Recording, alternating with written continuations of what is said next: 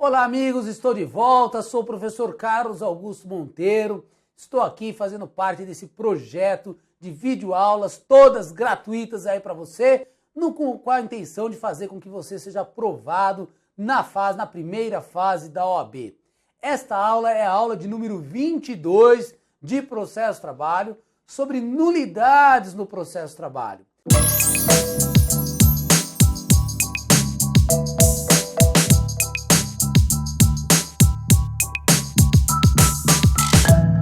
Estudo das nulidades no processo de trabalho, estudos das irregularidades, dos vícios processuais, passa pela análise de alguns dispositivos da CLT, dos artigos 794 a 797 da CLT.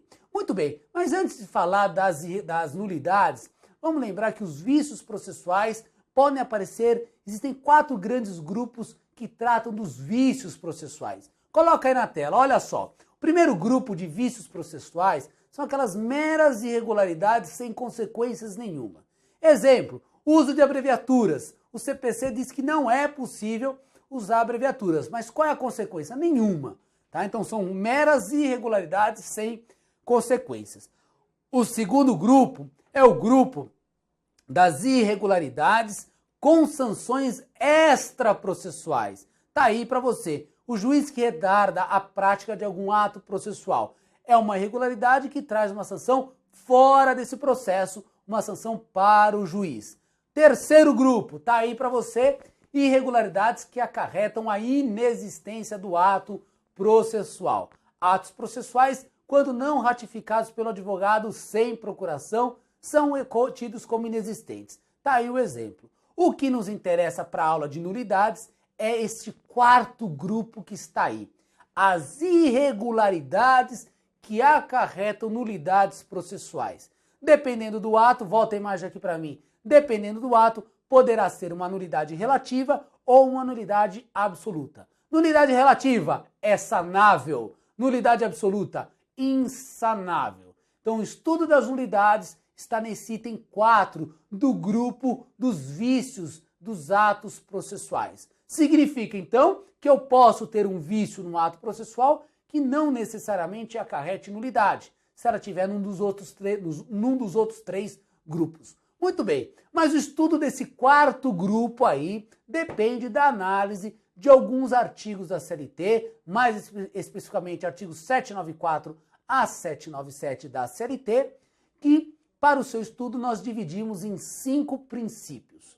5 princípios são extraídos desses dispositivos. O primeiro deles, está aí na tela para vocês, é o princípio da instrumentalidade das formas, também chamado de princípio da finalidade. Eu extraio esse princípio lá da linha A do artigo 796, que diz assim o artigo 796, a nulidade não será pronunciada. A linha A, quando for possível suprir-se a falta ou repetir-se o ato. Então volta a imagem aqui para mim. Primeira regra de nulidade é a instrumentalidade. Se for possível suprir-se o ato, ou suprir-se a falta, ou repetir-se o ato, a nulidade, ainda que em tese existente, não será pronunciada. Isso em prol do princípio da instrumentalidade. Então, diante de uma nulidade em tese, um ato nulo, antes de se declarar a nulidade desse ato, eu verifico se é possível sanar esta nulidade, se é possível suprir o ato ou repetir o ato ou suprir a falta. Então, o primeiro princípio para o estudo das nulidades é o princípio da instrumentalidade, que se extrai do artigo 769, a linha A da CLT.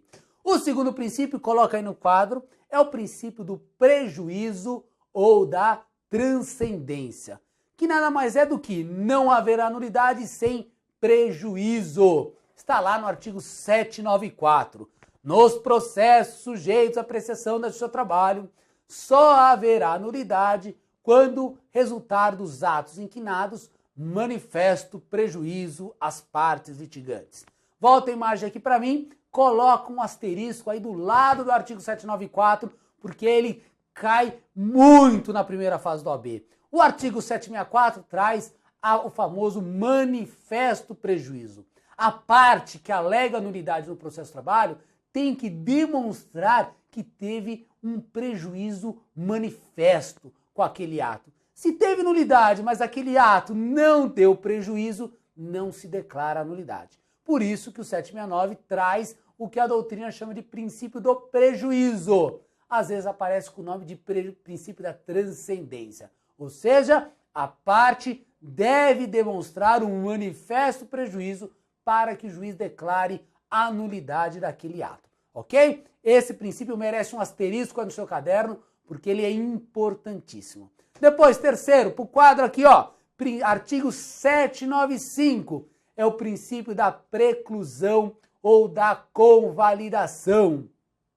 Significa, as nulidades devem ser arguidas no primeiro momento que a parte deve falar nos autos. Olha o que diz o artigo 795. As nulidades não serão declaradas senão mediante provocação das partes, as quais deverão arguí-las a primeira vez em que tiverem de falar em audiência ou nos autos. Volta a imagem aqui para mim. O 795 também um artigo muito importante, é o fundamento legal para aqueles famosos protestos que acontecem em audiência o tempo todo. Na verdade, as partes o tempo todo pedem para o juiz: consigne o meu protesto, consigne o meu inconformismo. O que a parte está dizendo? Ela está se manifestando no primeiro momento que ele tem que falar nos autos. Na primeira oportunidade que ele tem, ele se manifesta contrário a uma nulidade para evitar o que? A preclusão. Então não adianta lá no recurso alegar que houve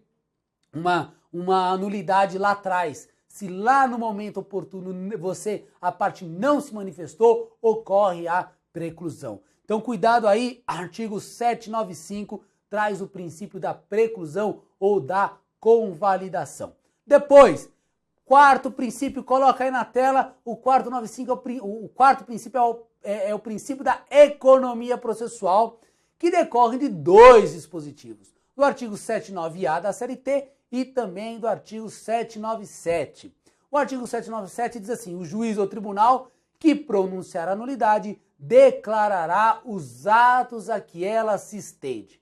Volta a imagem aqui para mim. Significa, economia processual ainda que haja uma nulidade, aquele que declarar essa nulidade, seja o juiz, seja o tribunal, tem que declarar a extensão dessa nulidade de forma a aproveitar o maior número de atos processuais já praticados. Isso em razão da chamada economia processual, ok?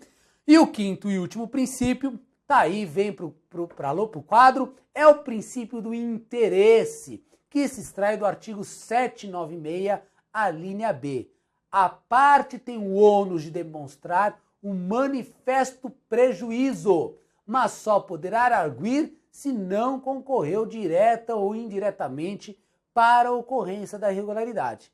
O 796 diz: a nulidade não será pronunciada, a linha B, quando arguida por quem lhe tiver dado causa. Volta a imagem aqui para mim. A parte que deu causa não pode arguir a nulidade. Então veja que o estudo das nulidades no processo de trabalho passa pela leitura dos artigos 794 a 797 da CLT.